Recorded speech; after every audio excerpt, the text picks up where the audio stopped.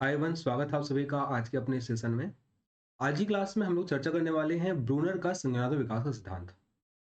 ठीक, lecture number 14 ये रहेगा, ध्यान रखेंगे आप सभी लोग। जो भी बच्चे एमपीटीटी या अदर कोई सीटीईटी है या कोई भी टीटी के एग्जामिनेशन दे रहा है, सबके लिए इंपॉर्टेंट है। हालांकि एमपीटीटी में इसको अलग से नोटिफाई नहीं किया हुआ है, लेकिन बाकी अदर एग्जामिनेशन में चूंकि पूछा जाता है, इसलिए हम इसको अलग से पढ़ रहे हैं। नाम रहेगा ब्रूनर का संज्ञानात्मक विकास का सिद्धांत। सबसे इंपॉर्टेंट एक सिद्धांत है।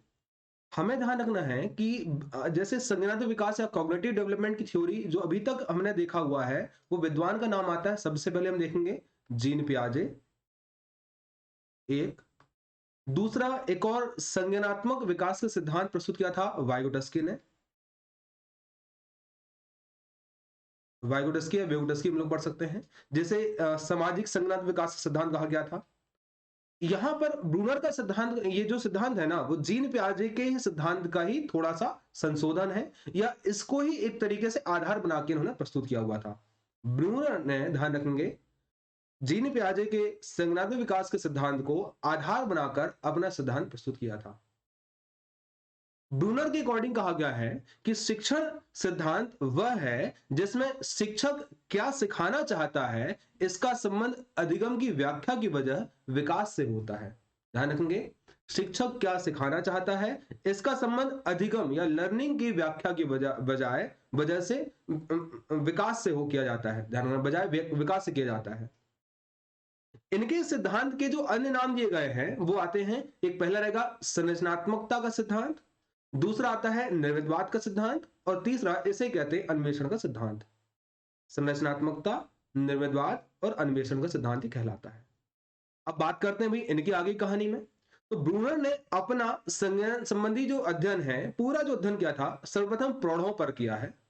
इसके पश्चात विद्यालय जाने वाले बालकों पर, और फिर 3 साल के बालकों पर, और फिर नवजात पर। मतलब हम बात करेंगे सबसे पहले प्रौढ़ पर, फिर उसके बाद में विद्यालय जाने वाले बालक, फिर 3 साल तक के आसपास के बच्चे, और उसके बाद नवजात जो बालक है उन पर में। तो इसको 4 चरणों में हम लोग बांट करके दे सकते हैं। तो प्रौढ़ों पर, फिर उसके बाद में आपका बालक जो विद्यालय जाने वाले बालक हैं, फिर उसके बाद में 3 साल के, और फिर नवजात में। आपको ये पूछ सकता है क्रम कि बताएं कि ब्रूनर ने अपना संज्ञानात्मक सिद्धांत के अध्ययन के दौरान किन पर अध्ययन किया हुआ था, इसका क्रम बताइए। 1 2 3 4 इस प्रकार से। तो सबसे पहले क्या आएगा? प्रौढ़ आएगा, दूसरा बात आएगा विद्यालय जाने वाले बच्चे, फिर 3 साल तक के बच्चे, और चौथा जाता है कौन सा? नवजात बालक। चलते हैं, हम देखते हैं ब्रूनर की कुछ किताबों के यहाँ पे क्या नाम रहेंगे। तो ब्रूनर ने अपना जो पूरा सिद्धांत दिया था, उसमें एक नाम आता है किताब का अ स्टडी ऑफ थिंकिंग। सबसे इंपॉर्टेंट किताब है ये वाली, अ स्टडी ऑफ थिंकिंग। एक दूसरी किताब का नाम था द प्रोसेस ऑफ एजुकेशन। एक और किताब आ जाती है important, the process of education. इनके बाद है the study in cognitive growth, एक किताब है towards a theory of instruction. अगली किताब का नाम मिल जाएगा process of cognitive growth infancy, जो बात करेंगे वो हो जाती है। इसके बाद beyond the information given, studies in the psychology of knowing, ये एक तरीके से एक और इंपॉर्टेंट किताब थी। द कल्चर ऑफ एजुकेशन एक और इंपॉर्टेंट किताब है, जिसमें से ये जो किताब है 1 2 3, और इसके बाद आएगा इन सर्च ऑफ माइंड 4, और child talk learning to use language. ये एक जो किताब है, जो टोटल 5 किताब हम बात करेंगे, वो ज्यादा इंपॉर्टेंट है।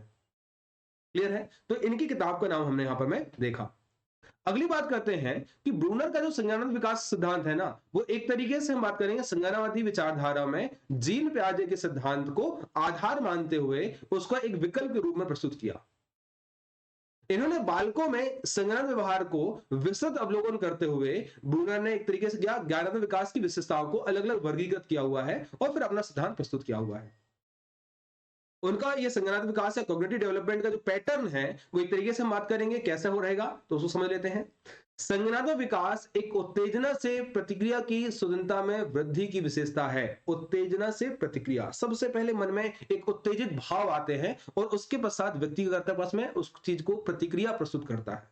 तो उत्तेजना से प्रतिक्रिया की स्वतंत्रता में वृद्धि की विशेषता है। क्या है? संज्ञानात्मक विकास, कॉग्निटिव डेवलपमेंट क्या है? उत्तेजना से प्रतिक्रिया में उत्तेजना से प्रतिक्रिया की स्वतंत्रता में वृद्धि। एक तरीके से बात इन्होंने कर दी। दूसरा रहेगा बौद्धिक विकास, बच्चों के मानसिक प्रतिनिधित्व पर ध्यान निर्भर करता है कि जिस प्रकार से उनका मानसिक प्रतिनिधित्व रहेगा पूरे वर्ल्ड में या अपने आसपास के एनवायरनमेंट में, उसी के आधार पर में उनका बौद्धिक विकास डिपेंड होगा, डेवलप होगा। बौद्धिक विकास में प्रतीकात्मक गतिविधि की बढ़ती हुई क्षमता शामिल की जाती है। ध्यान रखेंगे, प्रतीकात्मक गतिविधि की बढ़ती हुई क्षमता शामिल की जाएंगी। जो भी हमारे पास में सिमुलरी एक्टिविटीज होती है ना, उनकी जो भी पास में गतिविधियां, जो भी एक्टिविटीज बढ़ेंगी, वो उनकी एक तरीके से उनको यहाँ पर शामिल करते हुए चलेगा। फिर बात करेंगे, बौद्धिक विकास समाज के सदस्यों के साथ व्यवस्थित बातचीत पर निर्भर करता है। किस पर बात करेगा? ठीक, समाज के सदस्यों के साथ व्यवस्थित बातचीत पर निर्भर करेगा। मतलब ये भी वाइगोटस्की के समान ही है। एक तरीके से ये किसको शामिल कर रहे हैं? समाज के साथ अंतःक्रिया बातचीत को भी शामिल करते हैं। और मानसिक विकास की प्रमुख विशेषता भाषा में महारत हासिल करना होता है। यहाँ इन्होंने भाषा के महत्व को भी इन्होंने स्वीकार कर लिया। ले वाइगोटस्की ने ही के समान ही ब्रूनर ने भी भाषा और एक तरीके से समाज के साथ अंतःक्रिया को महत्वपूर्ण कारक माना हुआ है। उनका मानना है कि बौद्धिक विकास समवर्ती जो गतिविधियों को करने की क्षमता बढ़ाने और विभिन्न स्थितियों में क्रमिक रूप से ध्यान देने के लिए चिन्हित किया जाता है। फिर से बात करेंगे, समवर्ती गतिविधियों को करने की क्षमता बढ़ाना। जो एक बात एक के बाद एक जो होने वाली क्रिया विधि होती है, गतिविधियां होती हैं, ठीक, उनको एक तरीके से परफॉर्म करने वाली जो बात आएगी, तो और विभिन्न प्रकार की स्थितियों पर क्रमिक रूप से ध्यान देने की बात यहाँ पर आती है। तो दोनों को चिन्हित करने के रूप में यहाँ पर में एक प्रकार से बौद्धिक विकास प्रदर्शित करने की बात कही गई है। तो ये सारे एक पैटर्न होता है। तो बौद्धिक विकास एक तरीके से क्या होगा? मानसिक प्रतिनिधि पर सम्मिलित किया जाता है। प्रतीकात्मक गतिविधि की बढ़ती हुई क्षमता को सम्मिलित करता है। ठीक, समाज के सदस्यों के साथ व्यवस्थित बातचीत पर निर्भर करता है। भाषा की विशेषज्ञता पर निर्भर करता है। और साथ साथ में ठीक जो आपका समवर्ती गतिविधियों को करने की क्षमता और विभिन्न स्थितियों पर क्रमिक रूप से ध्यान देने की जो क्षमता होती है, उस पर ये पूरा पूरा संग्रह विकास जो रहेगा, बौद्धिक विकास रहेगा, वो निर्भर करता है। क्लियर है? इसके बाद हम बात करेंगे, तो ब्रूनर का जो संज्ञानात्मक विकास है ना, उसके 3 स्तर बताए गए हैं। पहला आता है क्रियात्मक स्तर, दूसरा आता है प्रतिबिंबात्मक स्तर और तीसरा आता है संकेत स्तर अवस्था। तो क्रियात्मक अवस्था के बारे में बात करेंगे, इसे कहते हैं इनएक्टिव स्टेज। इसमें लर्निंग थ्रू मूवमेंट जो और एक्शन जो होता है, जो हम लोग यहाँ क्या होता है ना, बच्चा जो देखता है वो कोई मूवमेंट और एक्शन के थ्रू देखता है। जैसे प्लेइंग विथ अ बुक, जो बच्चे जो होते हैं किस में किताब के साथ खेलते हैं, वो उसको पढ़ना नहीं है, वो इधर उधर मूवमेंट कराएंगे उस पास में। अगली आती प्रतिबिंबात्मक अवस्था, इसे कहते हैं आइकॉनिक स्टेज। इसमें लर्न थ्रू इमेजेस और आइकॉन्स की बात करेंगे। यहां बच्चा जो होता है वो इमेज के थ्रू सीखता है, वो आइकॉन के माध्यम सीखता है। और तीसरी अवस्था आती है सिंबॉलिक अवस्था, संकेतात्मक अवस्था, मतलब लर्निंग थ्रू एब्स्ट्रैक्ट सिंबल्स और रीड फॉर रिसर्च की बात करेंगे। यहां पर आते हैं जो विभिन्न प्रकार के एब्स्ट्रैक्ट सिंबल्स होते हैं ना, उनके माध्यम से सीखता है बच्चा। तो 3 अवस्थाएं आती हैं, इनएक्टिव, आइकॉनिक और सिंबॉलिक। आप भी देखो भाई, बचपन में हमारे पास जो बच्चे होते हैं, उनके लिए कलर सिखाने के लिए आप देखो यूट्यूब पर कितने अच्छे अच्छे उन्होंने वीडियोस डाल के रखा हुआ है। डांसिंग बेल हो सकती है, या कोई भी अलग प्रकार से हो सकते हैं, या अलग तरीके से ट्रेन चल रही होती है। तो ये सारी बात जो बच्चे होते हैं इनएक्टिव स्टेज में, क्रियात्मक अवस्था में, प्रारंभिक अवस्था में बात करेंगे, किसके माध्यम से सीखते हैं बच्चे? यहाँ पर एक प्रकार से मूवमेंट के माध्यम से सीखते हैं, कोई ना कोई गतिविधि जो होती है उसके माध्यम से सीखते हैं। दूसरी जो अवस्था आ रही है उसमें आइकॉनिक, मतलब पिक्चर्स के माध्यम, इमेज के माध्यम सीख जाते हैं बच्चे। इसलिए आप देखेंगे जो बच्चों की जो किताबें होती है ना, बहुत सारी भर भर के उसमें चित्र होते हैं। और अगली आती है सिंबॉलिक, मतलब कि अब यहां संकेत के माध्यम से बच्चा सीखना शुरू कर देगा। तो ये 3 अवस्थाएं बताई गई हैं। समानता है यहां पर में एज को लेकर के थोड़ा सा अलग अलग मतभेद है, हम बात करेंगे। कुछ किताबें मानती हैं भाई ये 22 जो 18 माह तक है, जन्म से लेकर के 18 माह तक की अवस्था है, ये 24 माह तक की अवस्था होती है, और ये 7 वर्ष तक के अधिक की अवस्था है। लेकिन ये तो थोड़ा सा गलत रिप्रेजेंटेशन हो गया। तो इसे हम बात करेंगे, विद्वानों का मानना है भाई ये जो अवस्था है 0 से लेकर के 2 वर्ष तक की अवस्था होती है, मतलब 24 माह तक की अवस्था है। और ये होती है कब से कब तक में? 2 से लेकर के 7 वर्ष तक की अवस्था होती है। और ये 7 ईयर्स से लेकर के अधिक हम बात करेंगे तब तक की अवस्था होती है। 7 से 11 तक जनरली कुछ लोग कहते हैं, और 7 से अधिक इसको मान के चलेंगे। तो 3 स्टेज में से डिवाइड किया गया है, क्रियात्मक अवस्था, बिंबात्मक अवस्था और संकेतात्मक अवस्था। अब बात करेंगे भाई इसमें सबसे पहले जो अवस्था आ रही है, कौन सी आ रही है पास में? प्रथम अवस्था या फर्स्ट लेवल, इसे हम कहते हैं इनएक्टिव स्टेज कहा जाता है, क्रियात्मक स्तर। तो इसके अंतर्गत बालक अनुभूतियों को गामक क्रियाओं से प्रकट करता है, मतलब जो भी मोशन एक्टिविटीज होती है ना, उनके माध्यम से प्रस्तुत करता है। जैसे मां को देखकर शिशु का हंसना, दूध की बोतल देखकर हाथ पैर चलाना, या आसपास चीजों को देख करके उसे और प्राप्त करने का प्रयास करना, ये सारे यहाँ एक्टिविटीज परफॉर्म करेगा। मतलब एक प्रकार से ये जीन पियाजे की संवेदी प्रेरक अवस्था है। प्रेरक अवस्था, याद है आप लोगों को? सेकंड स्टेज या सेकंड जब स्तर की बात करते हैं तो कहलाता कौन सा? प्रतिबिंबात्मक स्तर या आइकॉनिक लेवल कहलाता है ये। इसके अंदर बालक प्रत्येक जो प्रत्यक्ष क्षेत्र होता है ना के मानसिक प्रतिबिंब द्वारा घटना को बताता है। मानसिक प्रतिबिंब मतलब कि एक बार से इमेजिनेशन के माध्यम से इमेज को यहां प्रदर्शित करेगा, जैसे तेज प्रकाश है, आवाज है, इसके माध्यम से चौंकना, एक प्रकार से प्रतिबिंब जो रहेंगे, जो एक तरीके से आइकॉन्स बने होंगे, उनके माध्यम से सीखने का प्रयास करेगा। और अगला आता है थर्ड लेवल, संकेतात्मक अवस्था, सिंबॉलिक लेवल। इसके अंदर बालक क्रियात्मक व प्रत्यक्षीकृत समझ को संकेतों में बताता है और बालक का संकेत समझना व कार्य करना यहां प्रारंभ हो जाएगा। तो इन पूरी अवस्थाओं को विस्तार समझते हैं। सबसे पहली अवस्था आती है कौन सी? क्रियात्मक अवस्था या संक्रियात्मक अवस्था, या इसे कहा गया है कौन सा? इनएक्टिव रिप्रेजेंटेशन की अवस्था, या ये होती है एक्शन बेस्ड अवस्था। इसे 0 से लेकर के 18 माह है, या 0 से लेकर के 2 वर्ष हम लोग मान के चलेंगे, 24 माह तक में। इसके अंदर वातावरणीय वस्तुओं पर बालक की प्रतिक्रिया आती है। इसमें हम बात करेंगे प्रतिनिधित्व संवेदी गामक अवस्था के रूप में होती है। यहां पर जो पास में इंद्रिय जनित गामक अवस्था या सेंसरी मोटर स्टेज है, उसका यहां पर में इंपैक्ट देखा जाता है। यह व्यक्ति पर केंद्रित अवस्था है, इसलिए इसे आत्म केंद्रित या सेल्फ सेंट्रिक भी या इगोसेंट्रिक भी कहा जाता है।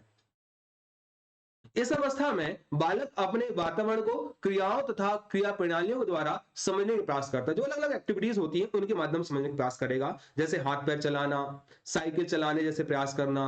तो बालकों को उसके वातावरण के साथ प्रतिक्रिया करने में सहायता प्रदान करते हैं।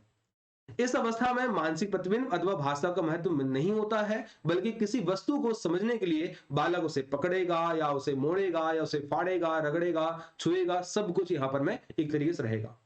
आप इस दौरान में बालक को कितनी अच्छी किताब, कितना अच्छा मोबाइल दे दो, कोई फर्क नहीं पड़ता है, वो उसे उठा करके पटकेगा, इधर उधर फेंकेगा ही वो। ठीक, ये कहलाती है कौन सी? क्रियात्मक अवस्था या संक्रियात्मक प्रतिनिधित्व की अवस्था, इनएक्टिव रिप्रेजेंटेशन की स्टेज, या ये होती है एक्शन बेस्ड स्टेज होती है। दूसरी जो अवस्था होती है वो कहलाती है प्रतिबिंबात्मक अवस्था होती है। इसमें दृश्य प्रतिमा प्रतिनिधित्व की अवस्था भी कहा गया है, आइकॉनिक रिप्रेजेंटेशन की अवस्था इसे कहा गया है। ये इमेज बेस्ड अवस्था मानी गई है। इसे 24 माह तक कुछ लोग का कहना है, जबकि इसे हम लोग यदि वास्तव रूप में देखें तो 2 वर्ष से लेकर के ये 7 वर्ष तक की अवस्था होती है। यह प्रत्यक्षीकरण मतलब परसेप्शन को क्रिया से अलग करता है। क्रियाओं की पुनरावृत्ति द्वारा ही बालक के मन में क्रियाओं की अवधारणा का विकास होगा। अलग अलग प्रकार की जो एक्टिविटीज होंगी ना, उनके माध्यम में बालक में एक प्रकार से अवधारणा का डेवलपमेंट होगा। अर्थात हम बोल सकते हैं कि क्रियाओं को स्थानिक परिप्रेक्ष्य में समझना यहाँ आसान हो जाता है। स्थानिक मतलब कि एक प्रकार से जो एक किसी पर्टिकुलर स्टैटिक मूवमेंट जो रहेगा उस दृष्टिकोण से हो सकती है। इस प्रकार इस प्रतिनिधित्व में क्रियामुक्त अवधारणा का विकास होता है। कैसे विकास हो जाएगा? क्रियामुक्त अवधारणा का यह प्रतिनिधित्व प्रथम वर्ष के अंत तक पूर्णतः विकसित हो जाता है। और हम बात करेंगे कि प्रतिबिंबात्मक तथा छायात्मक अवस्था में मानसिक प्रतिबिंब के द्वारा सूचनाएं व्यक्ति तक पहुंचती हैं। मानसिक प्रतिबिंब की प्रक्रिया जो होगी उसके माध्यम से बच्चा इमेज के माध्यम ज्यादा यहां पर में एक तरीके से सीख पाएगा।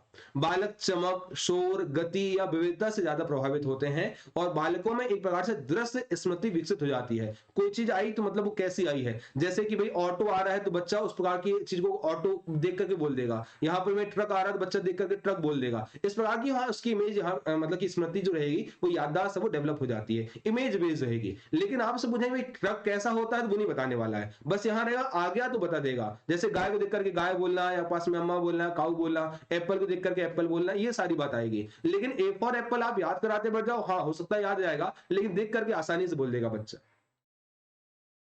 तो ब्रूनर की प्रतिबिंबात्मक अवस्था जो है या दृश्य प्रतिमा अवस्था जो रहेगी वो पियाजे की पूर्ण संक्रियात्मक अवस्था से एक तरीके से जो पूर्व संक्रियात्मक अवस्था है उससे मिलती जुलती है। पूर्व संक्रियात्मक अवस्था से मिलती जुलती है।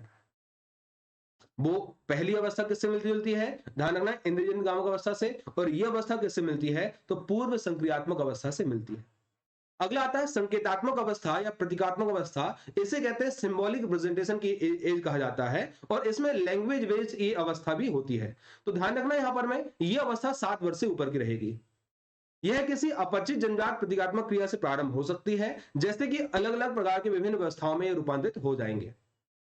क्रिया और अवधारणा जो रहेंगे वो प्रतीकात्मक क्रियाविधि के माध्यम से प्रदर्शित हो सकते हैं और साथ साथ में भाषा प्रतीकात्मक क्रिया का सबसे अधिक प्रयोग किया जाता है या एक प्रमुख साधन बन जाता है भाषा यहां पर में। इस अवस्था में बालक की क्रियात्मक तथा प्रतीक्षागत जो समझ होती है ना, जो क्रियात्मक एक्टिविटीज होती है सारी प्रकार की जो समझ होती है, वो एक प्रकार से प्रतिस्थापन संकेत प्रणाली इसके आधार पर होती है। उनका प्रतिस्थापन कहा जाएगा, संकेत प्रणाली के माध्यम से आएगा।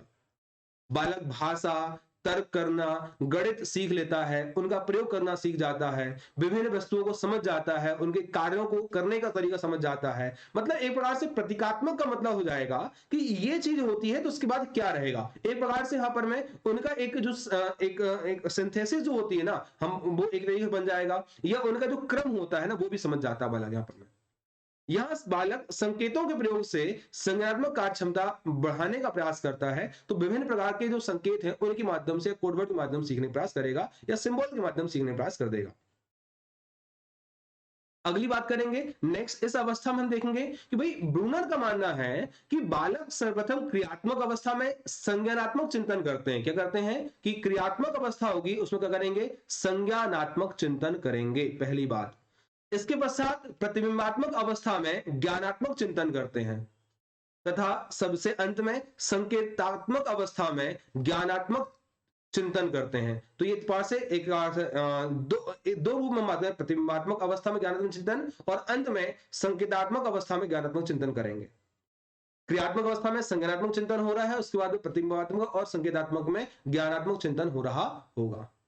एक तरीके से कह सकते हैं कि बालक प्रारंभ में क्रियाओं के द्वारा चिंतन करते हैं, फिर मानसिक प्रतिबिंब के द्वारा चिंतन करते हैं, तथा सबसे अंत में संकेतों के शब्दों के प्रयोग द्वारा चिंतन के ढंग को सही तरीके से अपनाते हैं। इस प्रकार से संज्ञानात्मक विकास के क्रमबद्ध स्तर केवल यह बताते हैं कि अनुभव तथा आयु के साथ संकेतात्मक प्रणाली अधिक प्रबल है और महत्वपूर्ण है, साथ ही यहां पर में आयु के साथ यह अधिक उपयोगी होते जाती है। ये पूरी बात यहां पर में ब्रूनर साहब ने बताया हुआ था। तो प्रौढ़ व्यक्ति भी समय समय पर आवश्यकता अनुसार क्रियात्मक अथवा प्रतिबिंबात्मक चिंतन प्रणाली को अपनाते हैं। तो यहां केवल बच्चा नहीं कर रहा है इस चीज को, यहां पर में बाकी अन्य व्यक्ति जो प्रौढ़ व्यक्ति है वो भी इसे परफॉर्म करते हैं। तो ब्रूनर का ये सिद्धांत है, इसकी बहुत ज्यादा उपयोगिता हमारे आज के दौरान देखी जाती है। तो शिक्षा का आयोजन कर कक्षा कक्ष में बालकों की आयु के आधार पर में एक तरीके से शिक्षण के सिद्धांत को लागू करने में, अनुभवों के आधार पर अभ्यास करवाने में इसका योगदान आता है। लर्न बाय डूइंग के माध्यम से ये जो कंसेप्ट है वो सिखाएगा, क्योंकि लर्न बाय डूइंग का सिद्धांत इसी के माध्यम सामने प्रस्तुत किया गया, ऐसा कहा जाता है।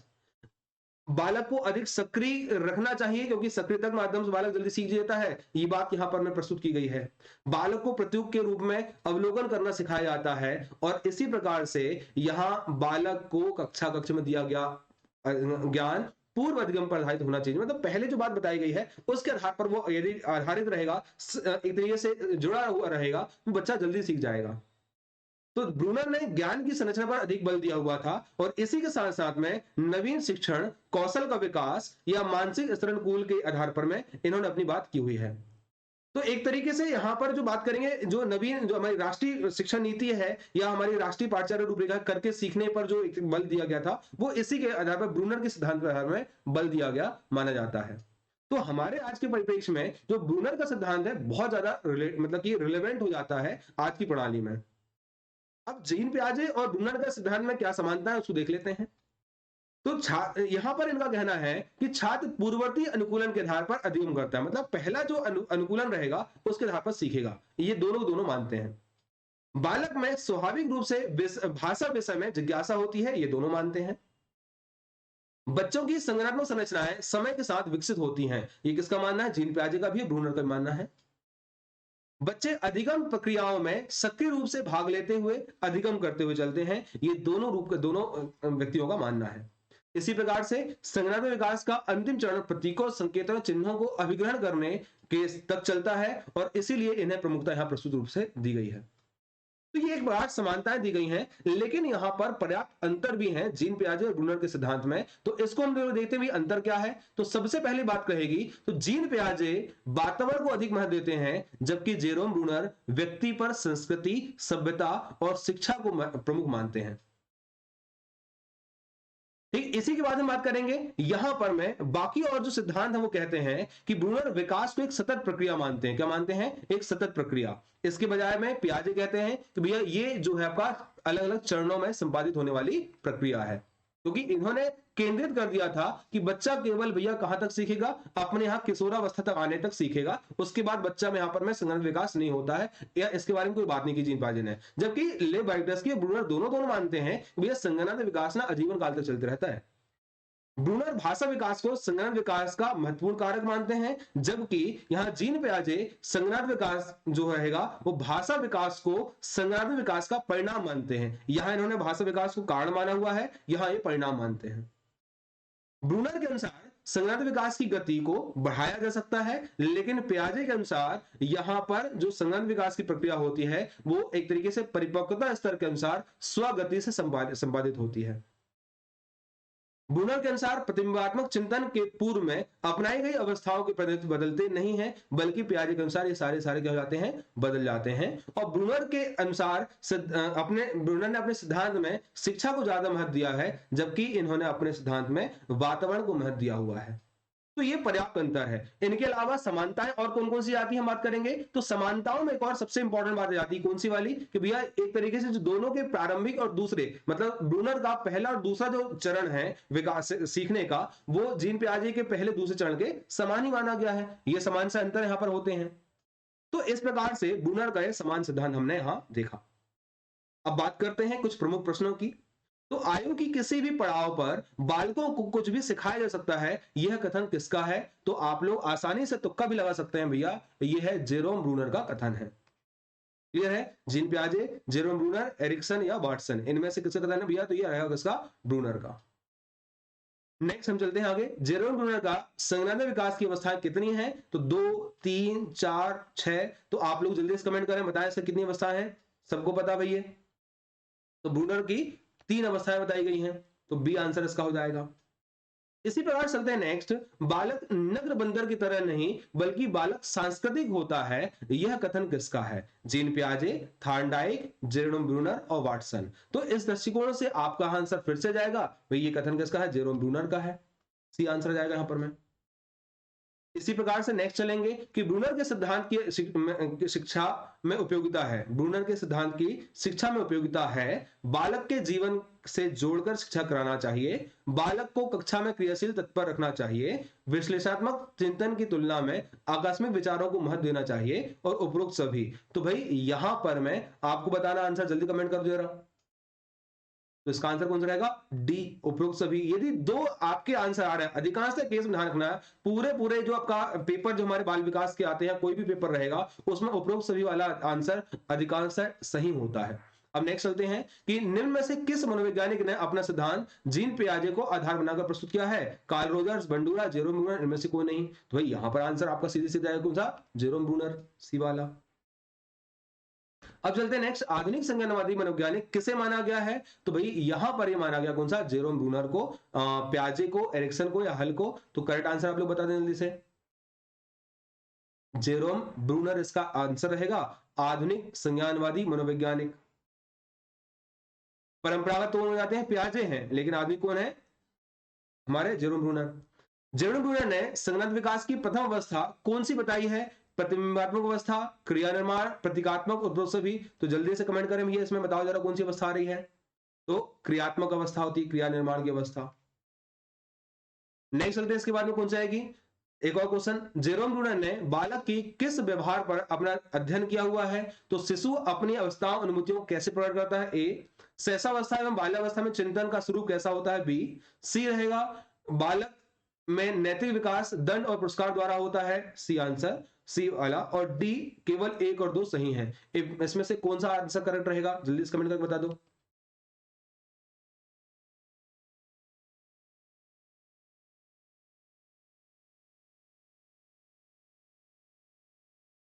थोड़ा इसका आंसर ये वाला गलत हो जाएगा, है ना। तो आंसर कौन सा रहेगा इसका, बी आंसर हो जाएगा यहां पर में। ठीक, तो इस प्रकार से पूरे हमारे कुछ क्वेश्चन हमने कंप्लीट किया। तो आज की क्लास थी हमारी रिकॉर्डेड, ध्यान रखना है। जिन किसी को भी किताब चाहिए आप लोग कांटेक्ट कर सकते हैं ये नंबर पर। ठीक, इसी के बेसिस पर हम लोग सारे टॉपिक को कवर कर रहे हैं। और जिन्होंने अभी तक अपने टेलीग्राम चैनल को सब्सक्राइब नहीं किया है, सब्सक्राइब कर लेंगे, ज्वाइन हो जाएगा, नोट्स वगैरह वहां आपको मिल जाएंगी। दूसरी बात यह है, कॉन्टेक्ट नंबर आपका यहाँ दिया हुआ है, आप केवल व्हाट्सअप कर दीजिएगा, कॉल ना करें। क्योंकि कई बार क्लास रिकॉर्ड होती है तो हम लोग यहाँ रिप्लाई भी नहीं कर पाते, उठा भी नहीं पाते हैं, तो मैसेज करेंगे तो रिप्लाई आपको मिल जाएगा। दूसरी बात यह है कि इसका जो लिंक है डिस्क्रिप्शन बॉक्स में दी हुई है, चैनल को सब्सक्राइब कर लें और ज़्यादा से ज़्यादा शेयर करें। लेक्चर को लाइक जरूर करिएगा। आज की क्लास रिकॉर्डेड थी कुछ काम के कारण में, कल से हम लोग फिर से लाइव क्लास मिलेंगे। थैंक यू, बहुत बहुत धन्यवाद आप सभी का, मिलते हैं आगे।